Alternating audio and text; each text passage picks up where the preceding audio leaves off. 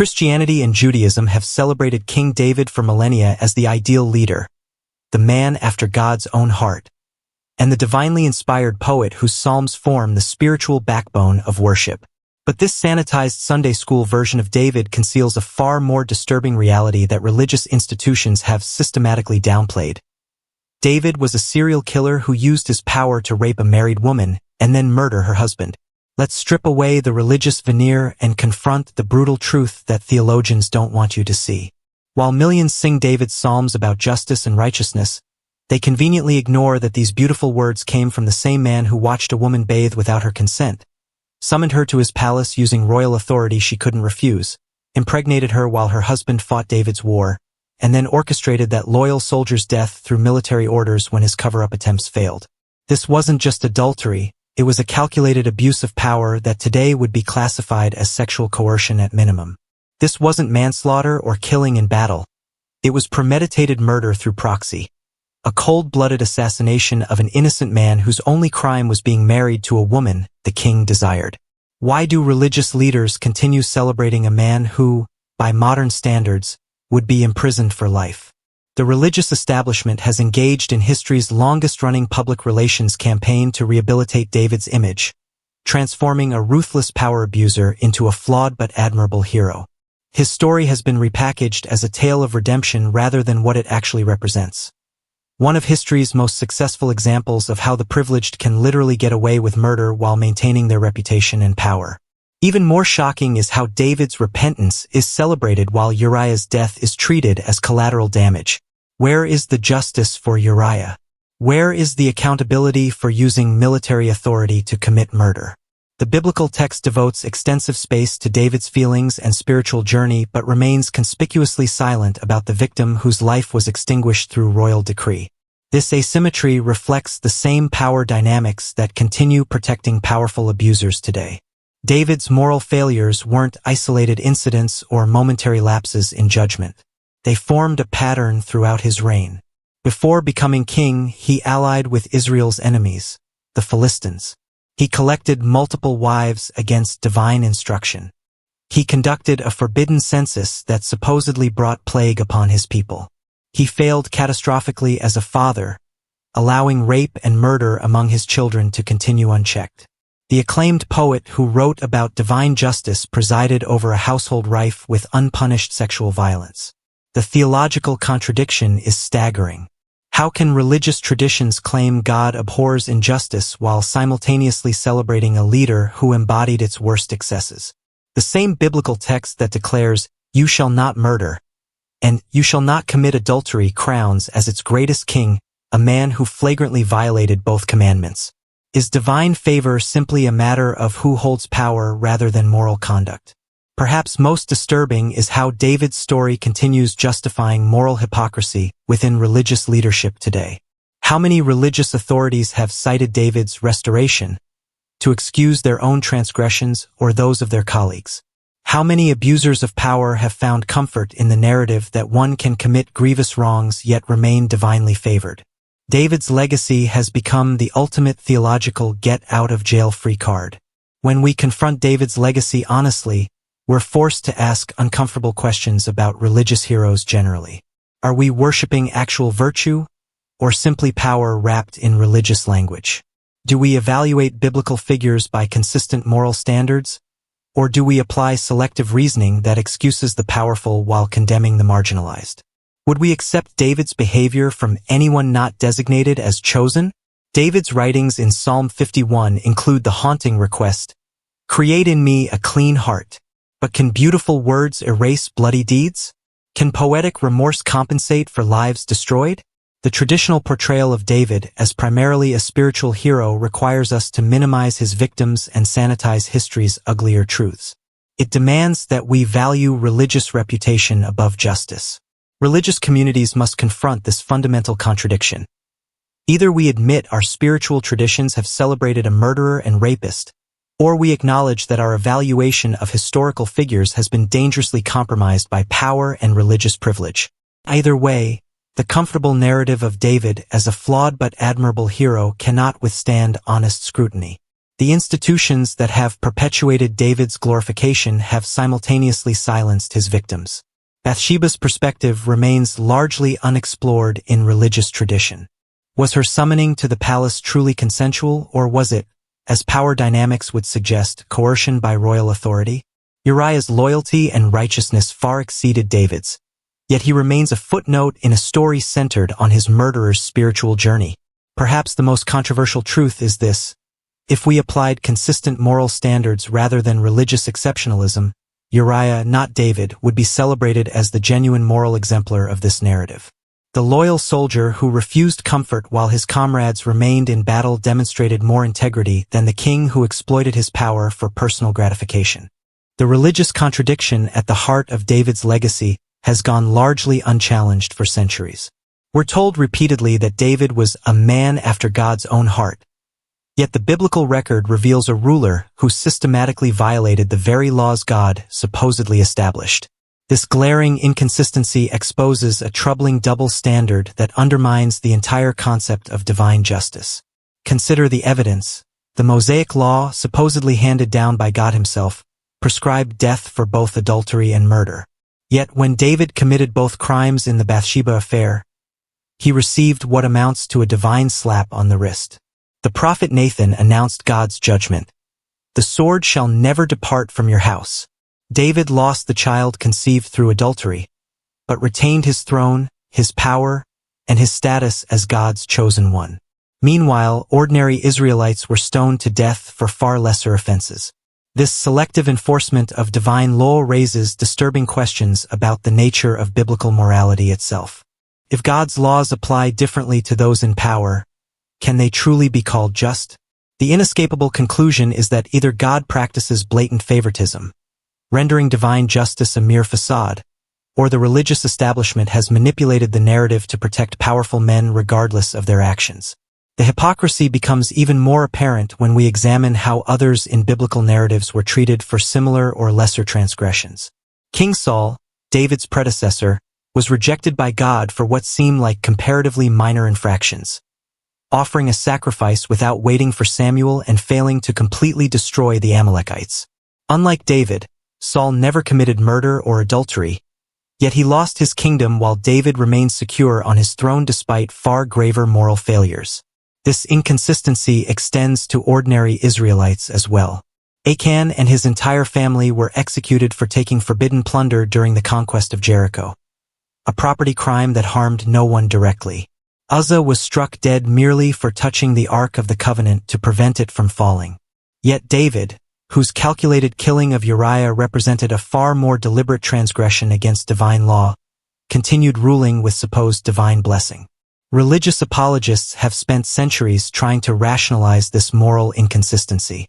They argue that David's repentance was especially sincere, that his punishment through family tragedy was severe, or that God's grace simply operates beyond human understanding.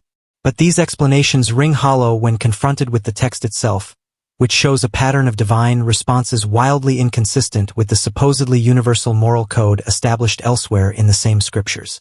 What's particularly revealing is how this pattern of excusing powerful men's transgressions continues in religious institutions today.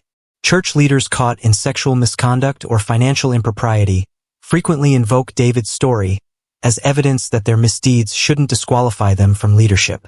David fell but was restored, they argue, while conveniently ignoring how ordinary congregants would be immediately expelled for identical behavior. The double standard that protected David continues protecting those with religious authority centuries later. This selective application of moral standards raises profound questions about whether religious systems primarily serve to enforce justice or to maintain power structures. When biblical heroes can violate core moral commands yet retain their status as divinely favored, what message does this send about the relationship between power and accountability? The inescapable conclusion is that biblical morality, as traditionally interpreted, contains a fundamental exemption clause for those deemed important to the religious narrative. Even more disturbing is how the description of David as a man after God's own heart has been used to create a theology where internal disposition matters more than actual behavior. This has produced religious communities where leaders who say the right words about God are excused for actions that contradict those very words. David's legacy thus creates a dangerous separation between spiritual language and moral conduct, a separation that continues enabling hypocrisy in religious institutions worldwide. The traditional narrative also fails to acknowledge how David's exemption from the consequences of his actions harmed Israelite society itself. By establishing that certain men stood above the law, David's case created precedent for unchecked royal power that subsequent kings exploited. The monarchy that began with such promise under David devolved into increasingly corrupt and unjust rule, eventually leading to national catastrophe. Far from being merely a personal moral failure, David's unpunished crimes represented a systemic corruption of justice that had national consequences. Moreover, the biblical text itself hints at this problem. The prophet Samuel had initially warned Israel against establishing a monarchy, predicting that kings would abuse their power. David's reign, despite its glorification in religious tradition, actually confirmed Samuel's warnings. The man after God's own heart proved that even supposedly divinely chosen leaders would eventually exploit their position and violate the very laws they were meant to uphold. Religious traditions have systematically minimized this aspect of David's legacy, instead emphasizing his military victories, his establishment of Jerusalem as the capital, and his supposed spiritual devotion. This selective telling sanitizes history to preserve a comforting narrative while ignoring the profound damage done when moral standards are applied inconsistently based on power and status. The contradiction between David's favored status and his grave moral failures ultimately reveals the fundamental problem with hierarchical religious systems. They inevitably create special exemptions for those at the top. David's legacy isn't just about one man's moral failures. It's about how religious narratives have been constructed to excuse the powerful while demanding strict compliance from everyone else. For religious communities to truly confront this contradiction, they would need to acknowledge that their traditional interpretations have served power more faithfully than justice. They would need to admit that their celebration of David represents not divine wisdom but institutional self-protection, a willingness to overlook even the gravest moral failures when committed by those deemed important to the religious narrative. Perhaps the most glaring hypocrisy in David's legacy is how a man who catastrophically failed his own children dared to write with such eloquence about God's perfect fatherhood. The biblical portrayal of David as a spiritual authority collapses entirely when we examine the devastating dysfunction he not only permitted but actively cultivated within his own household. The same man who penned, "As a father has compassion on his children, so the Lord has compassion on those who fear him," presided over a family system rife with sexual violence, murder, and rebellion. This wasn't mere imperfection. It was profound negligence that directly enabled horrific suffering among his own children. How can religious traditions continue venerating David's writings about divine parenthood while ignoring his complete abdication of basic parental responsibility? The most damning evidence comes from the case of Amnon and Tamar. When David's son Amnon raped his half-sister Tamar, David's response is recorded with disturbing brevity. When King David heard all this, he was furious. That's it.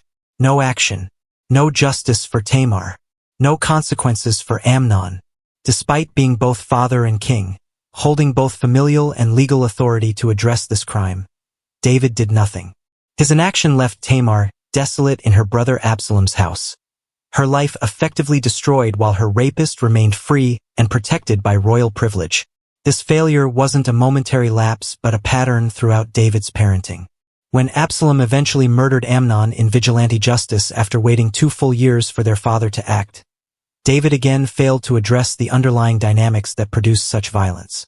Later, when Absalom led a rebellion against David, the king's forces killed him despite David's explicit orders to deal gently with his son. Even in this moment of loss, David seemed more concerned with his own grief than with the systemic failures that had produced such family catastrophe. The contrast between David's beautiful writing about divine fatherhood and his disastrous actual parenting exposes religious hypocrisy at its most fundamental. How can someone who failed so completely at protecting his own children presume to instruct others about divine care? How can religious traditions continue treating David's words about God's perfect parenthood as authoritative while acknowledging the trail of broken lives his actual parenting produced? This contradiction becomes even more troubling when we recognize how David's parental failures directly stemmed from his own moral compromises. The prophet Nathan had warned that the sword shall never depart from your house, as consequence for David's actions with Bathsheba and Uriah. Yet instead of responding to this warning with redoubled commitment to creating a just household, David allowed the consequences to unfold without intervention. His children learned through observation that power enabled one to act without accountability, a lesson Amnon applied directly in his assault on Tamar.